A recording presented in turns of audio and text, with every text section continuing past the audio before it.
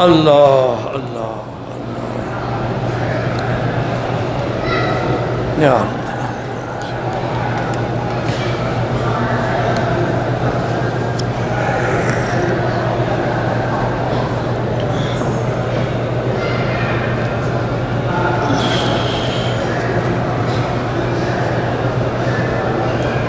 ہم عمرے کے لیے آئے ہیں، مکے میں ہم 12 دن ٹھہریں گے، تو ہم مسجد عائشہ سے عمرہ کر سکتے ہیں؟ بالکل کر سکتے ہیں، کوئی 15 دن کی کہہ دیں، چاہے دوسرے دن بھی عمرہ کرنا، مسجد عائشہ سے کریں، جیرانہ سے کریں، کوئی پابندی نہیں ہے کہ 15 دن گزارو تو پھر عمرہ کرو۔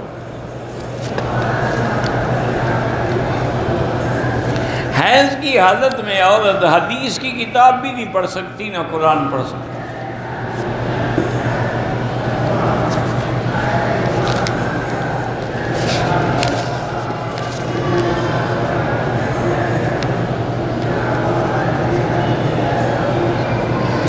بہرحال آپ کے خاوند لڑتے ہیں، توڑ پھوڑ کرتے ہیں، کلمہ پڑھاتے ہیں، نہیں پڑھ مقصد ہے ان پر شیطان کا غلبہ ہے، تو سورۃ البقرہ جو ہے وہ ٹیلی فون میں فیڈ کر کے ہیڈ فون لگا کے وہ سنیں۔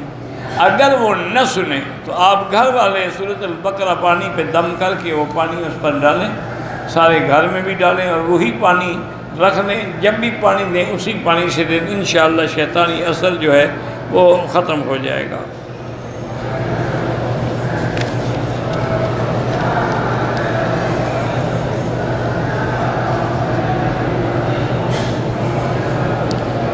میں نے اپنی بہن کی بیٹی کو گود لیا، یعنی اپنی بیٹی بنایا ہے، لیکن اس پر آپ اپنے خامد کا نام نہیں لکھوا سکتی، وہ اسی کی بیٹی رہے گی جس کی ہے، نکاح بھی اسی کے باپ کے نام سے ہو، اور اس کو ابھی بچپن سے بتا دیں، کیونکہ جب بڑی ہوگی پھر پتہ لگے گا تو پھر آپ سے بھی اس کے دل میں بغض آ جائے گا۔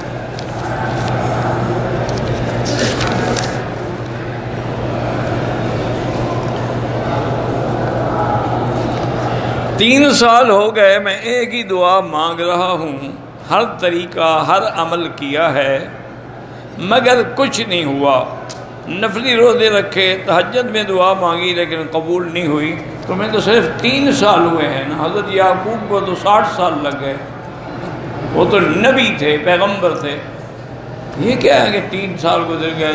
جب اللہ چاہے یہ بھی قبولیت ہے کہ خدا تمہیں توفیق دیتا ہے دعا مانگنے کی، مانگتے رہو۔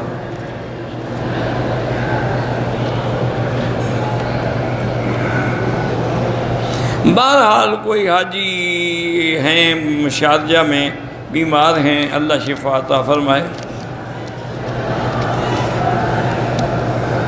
اگر ہم اپنے ہوٹل سے یا گھر سے غسل کر کے تیار ہو کے میقات پہ جائیں، پھر احرام وہاں باندھیں، ٹھیک ہے وہاں باندھیں، اصل تو ہے کہ نیت وہاں سے کریں گے۔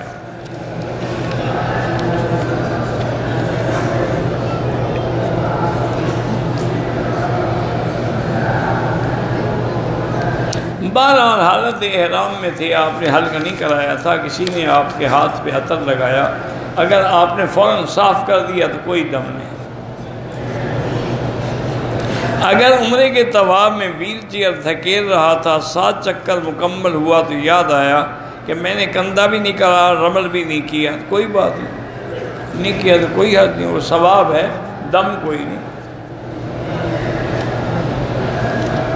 حرم شریف میں ہم 1 دن کے لیے بھی اعتکاف بیٹھ سکتے ہیں، بالکل بیٹھ سکتے ہیں، بلکہ اتنی دیر کے لیے بھی بیٹھ سکتے ہیں کہ جب حرم میں آئیں مسجد میں داخل ہوں تو کہیں گے یا اللہ میں جتنی دیر مسجد میں ہوں میری اعتکاف کی نیت ہے، تو ساتھ میں اعتکاف کا ثواب بھی ملے گا۔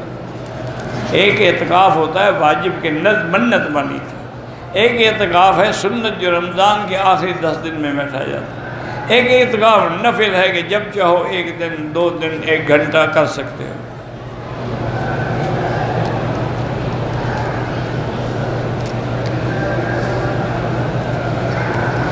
حضرت یوسف کی صاحبزادی کا نام بتا دیے، کسی جگہ پر منسا اور کسی جگہ پر منیسا، مجھے نہیں پتا ان کی بیٹی کا نام، مجھے تو اپنے بھائیوں کی بیٹیوں کے نام نہیں یاد ہے، تم یوسف علیہ السلام کی بیٹی کے نام پوچھ رہے تھے، تم نے کلمہ نبی کا پڑھا ہے، ان کی بیٹیوں کے نام تمہیں اچھے نہیں لگتے، کیونکہ وہ ایک نیا نام ہے نا، منیسا، منسا، کوئی عقل کی بات، پتہ نہیں وہ کس زبان کا نام ہے، وہ تو عبرانی کا نام ہوگا۔ آج کل جس مسجد میں بھی جائیں وہاں نماز کا مختلف طریقے ہوتے ہیں۔ کیا معنی؟ یعنی ایک جگہ مغرب کی 3 رکعت پڑھتے ہیں، دوسری مسجد میں 4 پڑھتے ہیں، اور کسی میں 5 پڑھتے ہیں۔ اختلاف تو کوئی نہیں، باقی کہیں آمین زور سے، کہیں آہستہ، اس تو کوئی اختلاف ہو، تو فروعی مسائل ہے۔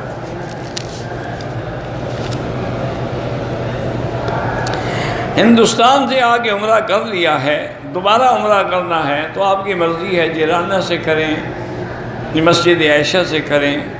بہرحال ہندوستان کے مسلمانوں کے لیے ہم ہمیشہ دعائیں کرتے ہیں، اللہ ان کے احوال پہ رحم فرمائے اور اللہ ان کو کفر کے ظلم سے محفوظ رکھے۔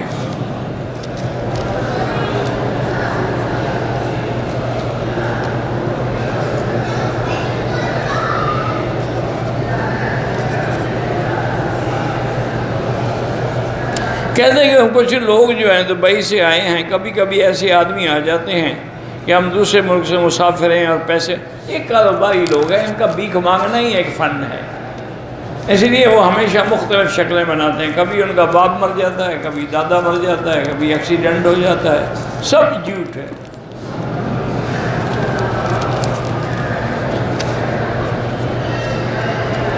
فجر کے بعد جو آپ کا عربی زبان میں درس ہوتا ہے وہ نیچے ہوتا ہے، اسی گیٹ نمبر 74 سے آگے۔ میری ایک عزیزہ پہ کسی نے جادو کر دیا، سورۃ بقرہ پڑھ کے دم کرتی ہے، غسل بھی کرتی ہے۔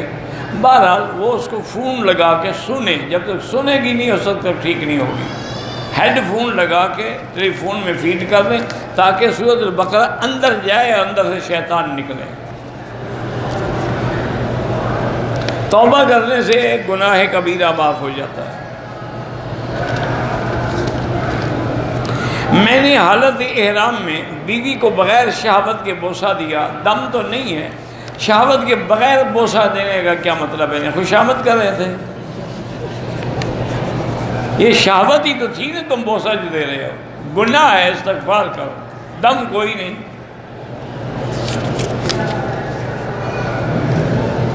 اللہ کا شکر کیسے ادا کریں؟ نمازیں پڑھیں، قرآن پڑھیں، صدقہ و خیرات کریں، سبحان اللہ الحمدللہ کا ورد رکھیں، استخارہ 2 رکعت نماز پڑھ کے دعا استخارہ 3 دفعہ کریں۔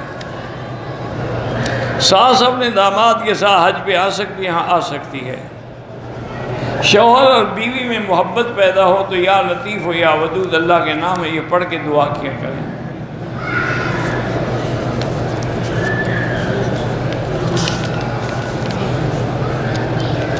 شوہر اگر ہوٹل میں ہے تو بیوی حرم میں رات اکیلی آ سکتی ہے، اگر شوہر اجازت دے تو آ سکتی ہے۔ حرم میں جو دسترخوانوں پہ کھجور ہے وہ کھا سکتے ہیں۔ عمرے اور حج کو آنے والا آدمی کس عمرے میں شمار ہوتا ہے؟ امیر ہے غریب دونوں ہوتے ہیں، امیر بھی آتے ہیں غریب بھی آتے ہیں۔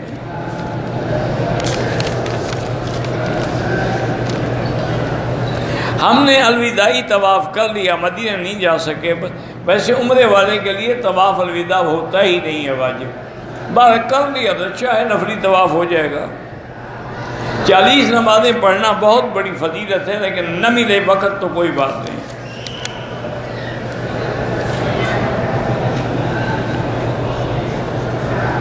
کھجور کی کٹوریاں باہر تقسیم کر رہے ہیں، ہم ایک کے بجائے 2 لے سکتے ہیں، چاہے جتنا مرضی ہے لے لیں۔ تقوی مانا اللہ سے ڈر کے گناہوں سے بچنے والا۔ اعلیٰ درجے کا تقوی یہی ہے کہ اللہ کے سوا کسی اور کا دل میں خیال ہی نہ ہو۔ ماں باپ کی مرضی کے خلاف لڑکے اور لڑکی نے بھاگ کے شادی کی، علماء حنابلہ کے نزدیک وہ نکاح ہی نہیں ہوا، چونکہ لا نکاح الا بولی، ولی کے بغیر نکاح نہیں ہوتا، ایک حدیث مبارک ہے۔ اگر عمرہ کرتے ہوئے کندھا نہیں نکالا اور رمل نہیں کیا کوئی جرمانہ نہیں، لیکن سنت کے ثواب سے محروم ہو گیا۔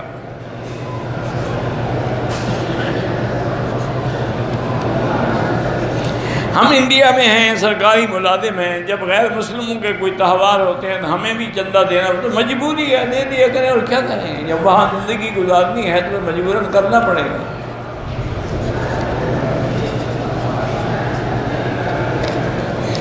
مجھے نہیں پتا کہ کون روزے کے اندر گیا ہے اور کون نہیں گیا، اللہ عالم۔ میرے معلومات میں تو کوئی جا ہی نہیں سکتا، 7 جالیاں ہیں، 1-2 جالیوں تک جا سکتے ہیں، آگے نہیں جا سکتا۔ شیطان حرم میں آ سکتا ہے، کیوں نہیں آ؟ تم جو آئے ہوئے ہو تو شیطان جنوں میں ہوتا ہے، انسانوں میں بھی ہوتے ہیں، تم آ سکتے ہو تو وہ بھی آ سکتا ہے۔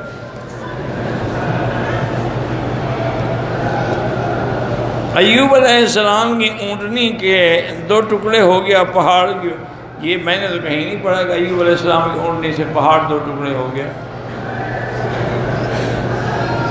وہی آدمی دوسرے ملک سے آ کے اپنا مسلک تبدیل کر لے، پھر تیسرے ملک میں جائے گا تو انشاءاللہ وہاں اور تبدیل کر دے گا، نتیجہ یہ رہے گا کہ کسی پر بھی نہیں رہے گا، محروم ہو جائے گا راستے سے۔ میں نے بیت المقدس دیکھا ہے الحمدللہ، اور بیت اللحم جہاں حضرت عیسیٰ علیہ السلام پیدا ہوئے وہ جگہ بھی دیکھی ہے۔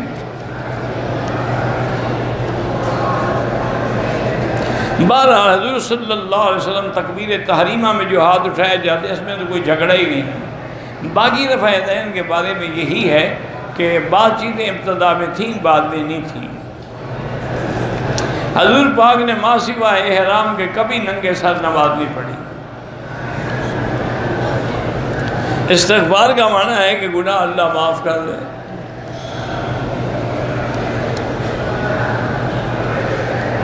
کہتے ہیں کہ میں نے امام صاحب کی زیارت کی تھی، داڑھی ان کی چھوٹی تھی، چلو اللہ کرے گا بڑی ہو جائے گی۔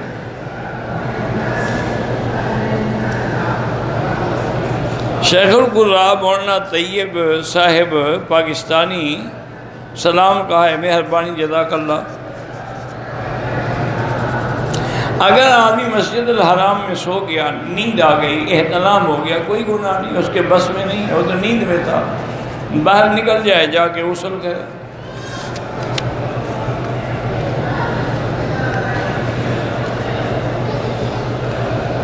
عورت نے اگر میاں بیوی نے ہم بستری کی، پھر غسل کیا، غسل کرنے کے بعد بھی اگر عورت کے اندر سے کوئی مادہ باہر نکلے تو کوئی نہیں، وہ غسل نہیں ٹوٹتا، وہ تو کچھ اگر ایسی چیز بچی ہوئی تو استنجا کر سکتی ہے۔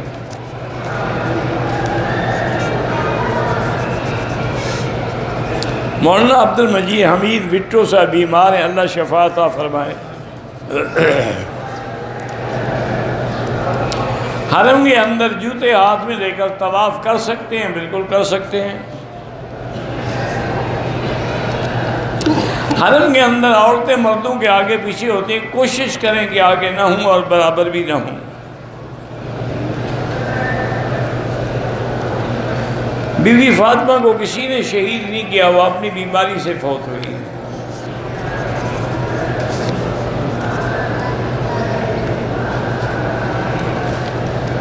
کہتے ہیں میں جموم سے آتا ہوں تفسیر پڑھنے کے لیے، لیکن آپ کچھ تیز پڑھتے ہیں۔ میرا بھائی یہ طلباء کا کام ہے نا اس کو سمجھنا، جو سننے والا ہے اس کے لیے جو بات ترجمہ کرتے ہیں وہ سمجھتا رہے، عبارت سمجھنا تو طالب کا کام ہے۔ قرآن پاک میں اگر جبریل کا نام ہے، کوئی سلام کہنے کے انبیاء کے نام بھی تو آتے ہیں، اس وقت قرآن پڑھتے ہوئے بس پڑھ رہے ہیں وہی کافی ہے۔ میری خالہ کا بیٹا بیمار ہے، اللہ تبارک و تعالی بہرحال شفائے کاملہ عطا فرمائے۔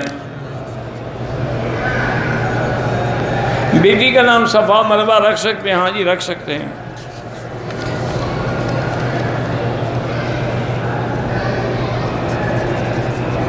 ہمارے ساتھ ایک خاتون نے طواف مکمل کیا، صفا کے 4 چکر لگائے، یا مکمل کے ہوٹل چلے گئے، احرام کے کپڑے نہیں ہوتا ہے، 3 چکر بھول گئے۔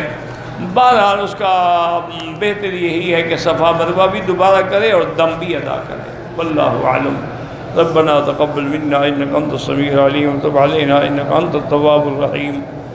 یا حی یا قیوم یا ذا الجلال والاکرام، یا ذا الجلال والاکرام، یا الہی الہنا الہ کل شیء لا الہ الا انت، اللہم انت الميسر لكل يسير وانت على كل شيء قدير، اللہم یسر امورنا وامور اولادنا وبناتنا وشبابنا واخواننا وامور من اوصانا واستوصانا وامور المسلمین برحمتک یا ارحم الراحمین یا ارحم الراحمین یا اکرم الاکرمین یا اجود الاجودین اللہم فرج ہم المہمومین نفس کرب المکروبین واقض الدین عن المدینین واشفنا واشف مرضانا ومرضى المسلمین واشفنا واشف مرضانا ومرضى المسلمین اللہم اجعل لنا وللمسلمین من كل هم فرجا ومن كل ضيق مخرجا ومن كل بلاء عافيا اللهم لا تجعلنا عقدة للآكلين اللهم لا تجعلنا مسقطا للمازغين